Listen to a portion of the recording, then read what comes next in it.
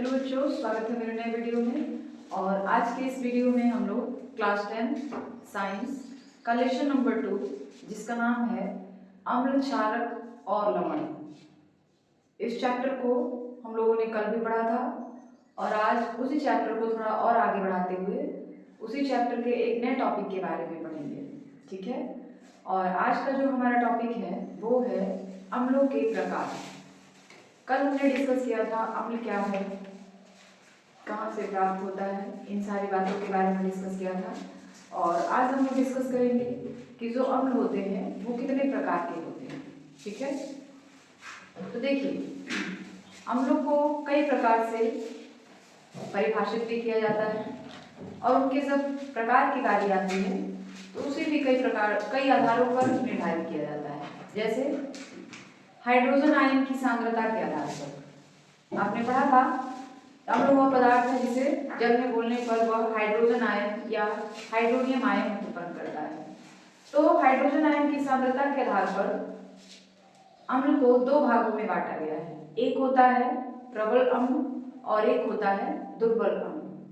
प्रबल अम्ल क्या है और दुर्बल अम्ल क्या है वो जानते हैं। देखिए, प्रबल अम्ल वे अम्ल होते हैं जिसका जलीय विलेय मतलब जब उसे हम लोग जल में घोलते हैं तो वो पूर्ण रूप से आयनित हो जाता है।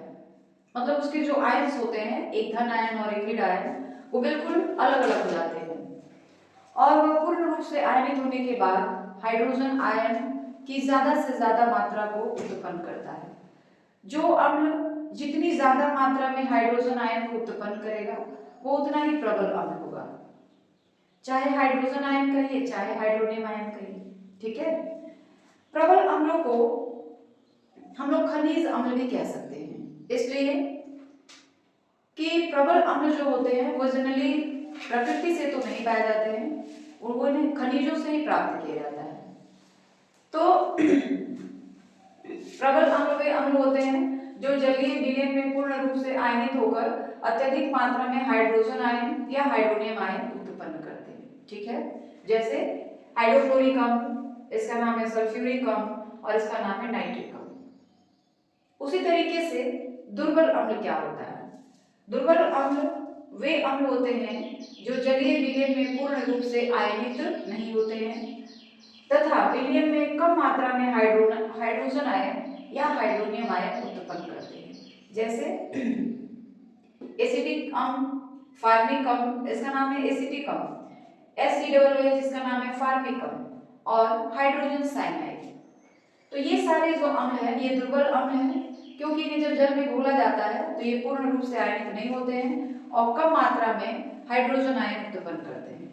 दुर्बल अम्ल जो होते हैं उन्हें हम लोग ऑर्गेनिक अम्ल भी कह सकते हैं क्योंकि ऑर्गेनिक अम्ल जो होते हैं उनका अधिकतर उपयोग हम लोग खाने पीने की चीजों में करते हैं, यानी प्रकृति से जितने भी अम्ल पाए जाते हैं उन्हीं अम्लों को हम लोग ऑर्गेनिक अम्ल कहते हैं और ये अक्सर खाने पीने वाली चीजों में पाया जाता है जो कि दुर्बल अम्ल होते हैं। ठीक है। तो ये हाइड्रोजन आयन की सांद्रता के आधार पर अम्लों को दो भागों में बांटा गया है, प्रबल और दुर्बल। तो ये आपको क्लियर हो गया, आगे बढ़ा जाएगा। अब हम लोग पढ़ेंगे जो अम्ल होते हैं उसके गुण क्या क्या होते हैं। ठीक है। तो अम्लों के जो गुण होते हैं वो भी दो तरह के होते हैं, एक होता है भौतिक गुण और एक होता है रासायनिक गुण। तो हम लोग भौतिक गुण और रासायनिक गुण के बारे में बारी से जानेंगे। तो चलिए देखते हैं कि हम लोग के भौतिक गुण क्या क्या है। तो हम लोग के भौतिक गुण क्या है, देखिए पहला है अम्ल प्रायः स्वाद में खट्टे होते हैं। ठीक है। दूसरा, अम्ल नीले लिटमस पत्र को लाल कर देते हैं। अम्ल की ये खासियत होती है कि जो लिटमस पेपर होते हैं, लिटमस पत्र होते हैं, दो तरह के होते हैं, एक होता है नीला और एक होता है लाल। तो जो अम्ल होते हैं ना वो नीले लिटमस पत्र को अगर उसमें डाला जाएगा, जैसे अम्ल है अगर उसमें आप नीला लिटमस पेपर डालेंगे तो उसका रंग जो हो जाएगा बदल जाएगा, कैसा हो जाएगा, लाल हो जाएगा। ठीक है। तो वही है, अम्ल नीले लिटमस पत्र को लाल कर देता है। तीसरा क्या है, अम्ल विद्युत के सुचालक होते हैं। तो अम्लों का जलीय विलयन जो होता है, तो आप ये भी लिख सकते हैं अम्लों का जलीय विलयन विद्युत का सुचालक होता है, यानी अम्ल है और उसमें पानी मिला दीजिए तो उसमें जो होगा विद्युत धारा का प्रवाह हो सकता है। इसलिए कहा जाता है कि अम्लों का जो जलीय विलयन होता है वह विद्युत का सुचालक होता है। चौथी गुण क्या है, अम्ल त्वचा पर पड़ने से त्वचा पर फफूंदी उत्पन्न करते हैं, मतलब सब अम्ल जो होते हैं कॉरेसिव नेचर के होते हैं। कॉरेसिव नेचर का मतलब अगर अम्ल का एक दो बूंद आपके शरीर पे कहीं पड़ जाता है तो त्वचा जलने की तरह हो जाती है। जैसे हम लोग झलका कहते हैं ना बोलचाल की भाषा में, झलका, उस तरह जब जलता है तो झलका पड़ जाता है, तो उस तरह का अगर अम्ल आपके शरीर पे गिर गया तो जैसे जलने के बाद झलका हो जाता है उसी तरह से आपके शरीर पे झलका हो जाता है। ठीक है। उसके बाद ये भी होता है कि जो अम्ल होते हैं उनका पीएच मान हमेशा 7 से कम होता है। अम्लों का जो पीएच मान होता है वो हमेशा ही 7 से कम होता है। तो यह भी उनके गुण हो सकते हैं। उसके बाद हम लोग जानेंगे कि अम्लों के जो रासायनिक गुण है वो क्या क्या है। तो पहला अम्लों का रासायनिक गुण क्या है? धातुओं के साथ अभिक्रिया। जो अम्ल होते हैं वो जब किसी धातु के साथ अभिक्रिया करते हैं तो धातु का लवण और हाइड्रोजन गैस बनाते हैं। देखिए यहाँ पे वही लिखा है, हमने पूरा नहीं लिखा है, बस यहाँ पे शॉर्टकट में लिखा गया है कि अम्ल धातु के साथ अभिक्रिया करेगा, यानी अम्ल और धातु के बीच अभिक्रिया होगी तो धातु का लवण और हाइड्रोजन गैस बनेगा। जैसे एक एग्जांपल देखते हैं, अम्ल में हमने लिया HCl, धातु में हमने ले लिया Zn। तो जो अत्यधिक अभिक्रियाशील धातु होते हैं ना, जैसे जिंक हो गया, मैग्नीशियम हो गया, उन्हीं धातुओं के साथ अम्ल जब अभिक्रिया करता है तो हाइड्रोजन गैस उत्पन्न करता है। जो कम अभिक्रियाशील धातु होते हैं उनके साथ जो अम्ल होता है वो अभिक्रिया नहीं कर पाता है, लेकिन जो अत्यधिक अभिक्रियाशील धातु होते हैं उनके साथ अम्ल जो होता है अभिक्रिया करके हाइड्रोजन गैस उत्पन्न करता है। ठीक है। मान लीजिए अम्ल की जगह पे हमने लिया HCl, धातु की जगह पे हमने लिया Zn, धातु का लवण, इसी धातु का लवण, ये नहीं कि धातु जिंक है और लवण बनेगा एल्युमिनियम का, नहीं, इसी धातु का लवण तो क्या बनेगा ZnCl2। यह जो है एक लवण है, ZnCl2 जो है एक लवण है, और हाइड्रोजन गैस यानी H2 ये बनेगा। गैस है इसलिए तीर का निशान ऊपर की तरफ लगाया गया। अब आपको ये देखना है कि यह रासायनिक समीकरण है संतुलित है या नहीं, नहीं है तो आपको संतुलित रासायनिक समीकरण लिखना पड़ेगा। ठीक है। तो यहाँ पे 2 है, क्लोरीन की संख्या, यहाँ पे क्लोरीन की संख्या 1 ही है, तो यहाँ 2 करने के लिए हम लोग क्या करेंगे, यहाँ पे 2 से 2 करेंगे। अब ये बैलेंस हो गया। तो कभी भी आप रासायनिक समीकरण लिखेंगे तो हमेशा उसको संतुलित कर दीजिएगा। ठीक है। दूसरा रासायनिक गुण क्या है? धातु के कार्बोनेटों के साथ अभिक्रिया। धातु के कार्बोनेट का मतलब हो गया जैसे calcium carbonate, sodium carbonate, magnesium carbonate. तो ये धातु के कार्बोनेटों के साथ जब कोई भी अम्ल अभिक्रिया करता है तो लवण बनता है, कार्बन डाइऑक्साइड बनता है और जल बनता है। ठीक है। तो इसको हम लोग अभिक्रिया के रूप में कैसे लिखेंगे वो देखते हैं। धातु का लवण धातु के कार्बोनेट Na2CO3, ये धातु का लवण है जिसका नाम है सोडियम कार्बोनेट। अम्ल की जगह पे हम लोग HCl रख ले रहे हैं। अम्ल में आप कोई भी अम्ल रख सकते हैं, HCl रख सकते हैं, H2SO4 रख सकते हैं,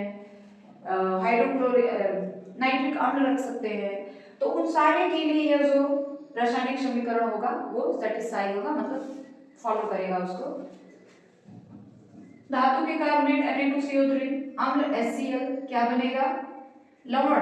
तो इसी धातु का लवण यानी NaCl बनेगा। NaCl एक लवण है, NaCl plus carbon dioxide plus जल यानी H2।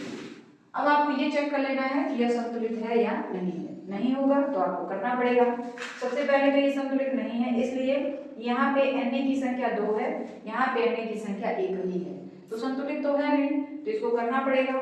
तो हम लोग यहाँ पे क्या करेंगे 2 लगा देंगे। ठीक है। तो यह जो रासायनिक समीकरण है वो संतुलित हो गया। यानी आप ये कह सकते हैं कि जब भी कोई धातु का कार्बोनेट किसी अम्ल के साथ अभिक्रिया करता है तो लवण, जल और कार्बन डाइऑक्साइड गैस बनाता है। ठीक है। आप चाहे तो वो पूरी लाइन लिख लीजिए कि जब कोई अम्ल किसी धातु कार्बोनेट के साथ अभिक्रिया करता है तो जल, कार्बन डाइऑक्साइड और धातु का लवण बनाता है। ठीक है। उसके बाद तीसरा रासायनिक गुण क्या है? किसी क्षार के साथ अभिक्रिया। तो क्षार के साथ जब अभिक्रिया करता है कोई भी अम्ल तो लवण और जल बनता है, और इसी अभिक्रिया को हम लोग उदासीनीकरण अभिक्रिया कहते हैं। जब भी कोई अम्ल किसी क्षार के साथ अभिक्रिया करता है तो लवण और जल बनता है, जिसे हम लोग उदासीनीकरण अभिक्रिया कहते हैं। तो यह भी जो है अम्ल का एक रासायनिक गुण हो गया। जैसे देखिए अब अम्ल की जगह पे हम लोग लिख लेते हैं HCl। देख लीजिए ये आपको दिख रहा है, ये चीज आपको दिखाई पड़ रहा है ना। तो HCl क्षार की जगह पे हम ले लेते हैं NaOH, क्या बनेगा? तो लवण यानी NaCl, ये एक लवण है, प्लस जल H2O। अब आपको ये देखना है कि यह जो आपका रासायनिक समीकरण लिखा गया है यह संतुलित है या नहीं है। ठीक है, तो देख लीजिए संतुलित है कि नहीं है। अभिकारक में क्लोराइड की संख्या 1 है, उत्पाद में भी क्लोराइड की संख्या 1 है। ठीक है, हाइड्रोजन की संख्या अभिकारक में 1 यहाँ पर और 1 यहाँ पे, 2 हाइड्रोजन है, तो यहाँ पे भी 2 हाइड्रोजन है। सोडियम की संख्या अभिकारक में 1 है, उत्पाद में भी 1 ही है। ऑक्सीजन की संख्या 1 है, यहाँ भी 1 है, यानी यह रासायनिक समीकरण जो है वो संतुलित है। ठीक है, चौथा गुण क्या होता है? रासायनिक गुण जगह न होने की वजह से हमने यहाँ पे लिखा हुआ है चौथा गुण। और चौथा गुण क्या है हमारे पास? धातु के ऑक्साइड के साथ अभिक्रिया, मतलब जो अम्ल होता है वो जब किसी धातु के ऑक्साइड के साथ अभिक्रिया करता है। धातु का ऑक्साइड का मतलब जैसे ZnO, CuO, MgO, Na2O, ये सब धातु के ऑक्साइड हैं। तो जब कोई अम्ल जो होता है धातु के ऑक्साइड के साथ अभिक्रिया करता है तो क्या बनता है वो लिखा गया है।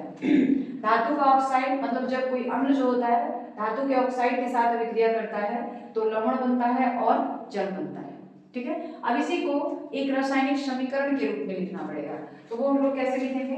धातु का ऑक्साइड मान लीजिए हम लोगों ने ले लिया है CuO, धातु का ऑक्साइड हमने लिया CuO, ये धातु का ऑक्साइड है जिसका नाम है कॉपर ऑक्साइड। आप MgO ले लीजिए, ZnO ले लीजिए, Na2O ले लीजिए, जिसमें ऑक्सीजन जुड़ गया बेटा उसी को हम लोग क्या कहते हैं? ऑक्साइड कहेंगे। जिस धातु के साथ जुड़ जाएगा ऑक्सीजन उसी धातु का ऑक्साइड बन जाएगा। तो कॉपर ऑक्साइड अम्ल, अम्ल में हम लोग H2SO4 ले सकते हैं, HCl ले सकते हैं। ठीक है, तो हम यहाँ पे HCl ले लेंगे। HCl का नाम है हाइड्रोक्लोरिक अम्ल। लवण, लवण अच्छा, और एक चीज देखिए, मान लीजिए आपको नहीं पता है कि ये दोनों आपस में विक्रिया करेंगे तो क्या बनेंगे, तो हम लोग क्या करते हैं ना, इसको दो पार्ट में बांट लेते हैं। ये फर्स्ट पार्ट हो गया और ये जो होगा सेकंड पार्ट हो जाएगा। इसको भी दो पार्ट में बांट देते हैं, इस तरह ये फर्स्ट पार्ट और ये हो गया आपका सेकंड पार्ट। ठीक है, तो इसका जो फर्स्ट होगा इसके सेकंड वाले से विक्रिया करेगा, यानी Cu और Cl बनेगा, Cu और Cl। तो Cu और Cl नहीं बनेगा, बनेगा CuCl2,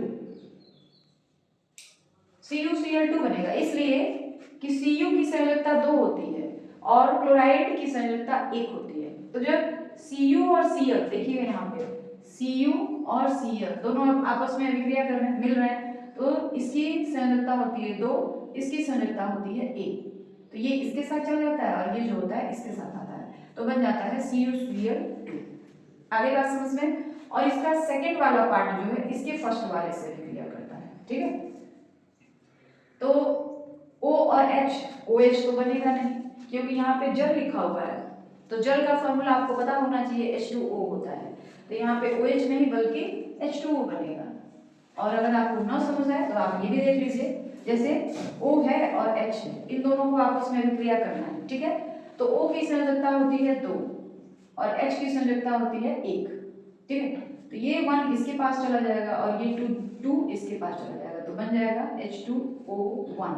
1 लिखा नहीं जाता है तो कट जाएगा।